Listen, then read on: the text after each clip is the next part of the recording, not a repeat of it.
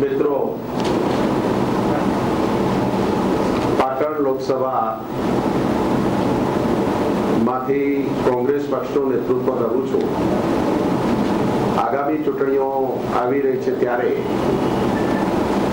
પાટણમાંથી કે બીજે ક્યાંયથી પણ લોકસભા નહીં લડવા માટેનો મેં નિર્ણય કર્યો છે.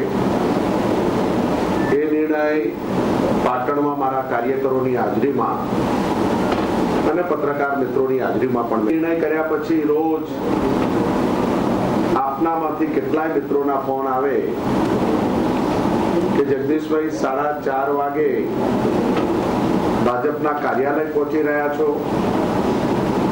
હું કહું એમને કે હા, હું કાર્યાલય જઈ રહ્યો છું, પણ મારા કોંગ્રેસ પક્ષના કાર્યાલય ઉપર જઈ રહ્યો છું.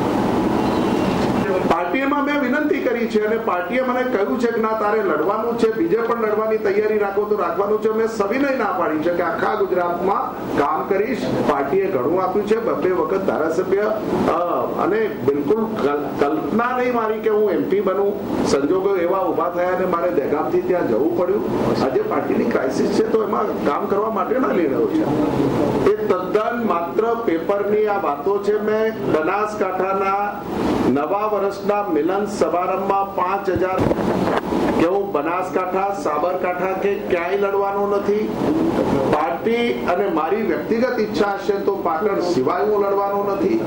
અને પાટણ નથી લડતો એ પણ મારા આગેવાનો, કાર્યકરોને, પ્રેસને વિનંતી સાથે કહ્યું છે. પણ એ પછીના જે બનાવો બને છે, એ જે વાતાવરણ બગાડવા માટેના પ્રયત્નો થાય છે, ત્યારે આપને વિનંતી કરવા માટે આવ્યો છું કે કોઈક ઓથોરિટી ભારતીય જનતા પાર્ટીનો એમ કે જગદીશ સાથે આ દિવસે અહીં વાત થઈ છે, એટલી ચોકસાઈ કરીને મને એનો નંબર ને નામ આપજો.